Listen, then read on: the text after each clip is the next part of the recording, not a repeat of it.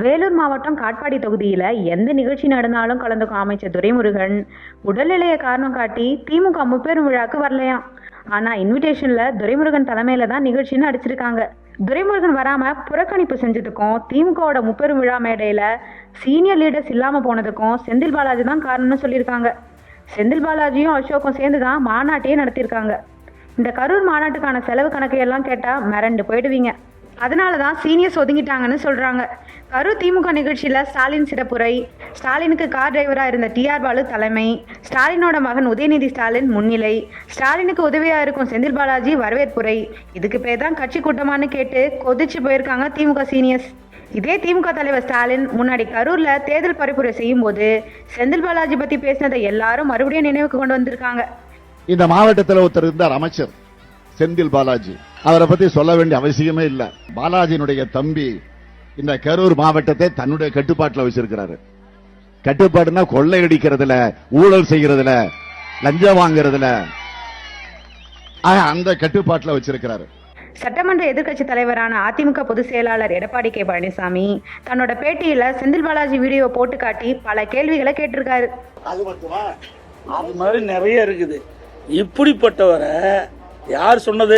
இன்றைய முதலமைச்சர் அன்றைய தினம் திரு செந்தில் பாலாஜி அவர்கள் அவர் அமைச்சராக இருந்த பொழுது, அவர் எதிர்கட்சியில் திராவிட முன்னேற்ற கழக தலைவர் திரு ஸ்டாலின் இருந்த பொழுது சொன்ன கருத்து.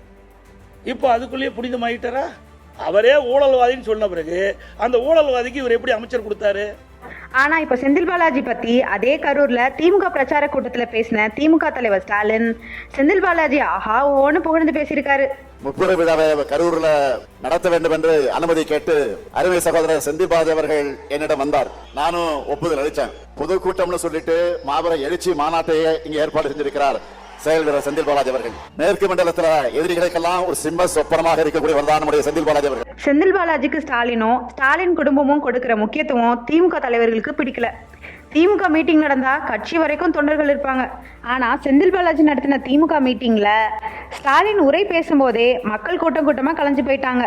பணம் கொடுத்து ஆள் கூட்டிட்டு வந்தா இப்படிதான் ஆகும்னு திமுக மூத்த தலைவர்கள் கேலி பண்ணி சிரிச்சிருக்காங்க. முப்பெரும் விழாவுக்கு முன்னாடியெல்லாம் விழா குழு அமைப்பாங்க. திமுகவோட ஸ்பெஷலே தனித்தனியாக கமிட்டி போடுறது தான். ஆனால் கரூர் மீட்டிங் நடக்கும்போது சீனியர் லீடர்ஸ் உள்ளே வந்துடக்கூடாதுன்னு எந்த கமிட்டியும் போடல. அதுதான் இவ்வளோ சொதப்பல்னு சொல்லியிருக்காங்க. முப்பெரும் விழா மேடையில் சபரீசன் சொல்படி சபரீசன் நிறுவனம் சொன்ன ஆட்கள் மட்டும்தான் மேடையில் உட்கார வைக்கப்பட்டாங்க. திமுக மாநில நிர்வாகிகள், மூத்த அமைச்சர்களுக்கு இடமில்லை. அதுவும் திமுக சீனியர் லீடர்ஸ் மத்தியில் பெரிய புகைச்சலை உண்டு பண்ணியிருக்கு. திமுக கூட்டம்னு சொன்னாலே 4 பேர் 4 மணி நேரம் கருத்தரங்க மாதிரி கருத்துரை சொல்லுவாங்க. அதையும் அனுமதிக்கல. சமூக நீதி, சம உரிமைன்னு பேசுகிற திமுக குடும்பத்து ஆட்களுக்கும் நிறுவனத்து ஆட்களுக்கும் மட்டும் முக்கியத்துவம் கொடுக்குறாங்கன்னு புலம்பி தள்ளிட்டாங்க. செந்தில் பாலாஜிக்கு முக்கியத்துவம் கொடுத்தா பத்தாதுன்னு திமுக நிர்வாகிகள் எல்லாருமே சின்னவர்னு செந்தில் பாலாஜியோட தம்பி தலைமறைவு குற்றவாளி அசோக்கை பார்த்து வணக்கம் வச்சிருக்காங்க. கட்சியை ஏற்கனவே சபரீசன் கம்பெனிக்கு பாதிக்கு மேலே கொடுத்துட்டாங்க. மீதியை செந்தில் பாலாஜி தம்பி கையில் ஒப்படைக்கிறாங்க. நல்லா இருக்கே அவங்க அரசியல்னு சொல்றாங்க திமுக உடன் பிறப்புகள். அரசியல்ல உண்மையா என்னதான் நடக்குது தெரிஞ்சுக்க நாளை நமதே சேனலை சப்ஸ்கிரைப் பண்ணுங்க.